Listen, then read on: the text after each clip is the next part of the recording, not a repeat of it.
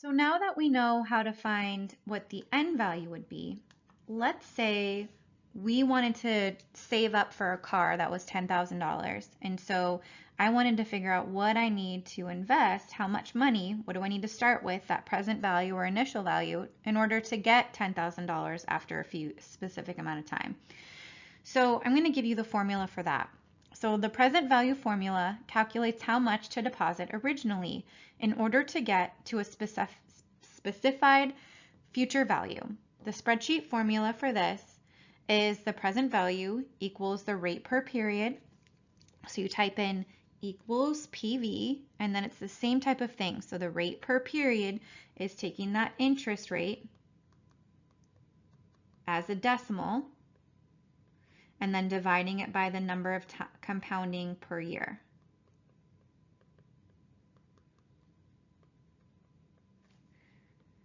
And then the number of periods, which is the number of times it's compounded per year, times the number of years.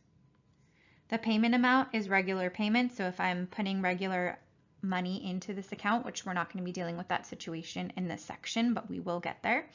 So for right now, if you're not doing any regular payments, you enter 0. And then the present value is the amount deposited or the principal. Okay, so let's look at an example of this. Using a spreadsheet for present value. Suppose you're wanting to save for a new car costing $28,000.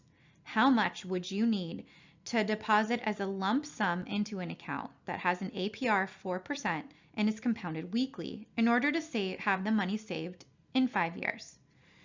Okay, so in this situation, they've told us the end amount. The end amount is $28,000. So that's how I know I'm going to be using this present value formula, because I'm trying to figure out how much do I need to put in now.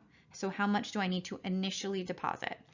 So when I put this into Excel, we're going to be using that equals PV formula. Okay, so that's the rate per period, which is R over N. So in this case, our interest rate is 4%. So our R value is 0.04 divided by N, and N is that number of compounding per year. So let's see. It says that this is an interest rate that is compounded weekly. So there are 52 weeks in a year. So that means it's going to be compounded 52 times in a 1-year period. And then you put a comma, and then you put the payment or the number of periods. So in this case, the number of periods is N times T. So N, the number of times it's compounded a year, so that's 52 times a year since it's compounded weekly, and we're doing that for 5 years. So 52 times 5.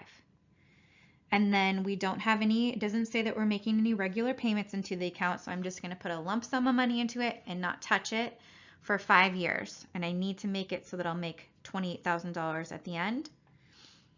And I am trying to find this future value. So my future value is 28,000. Okay, so my future value is 28,000. This will give us this spreadsheet to put in, and you can see I've put it in over here on the right-hand side, exactly how we wrote it, and you end up seeing that we need to put in $22,926.22. So if I start out with that amount of money, which is about $23,000, I'll be able to make $5,000 in 5 years if I don't touch it, which is pretty cool.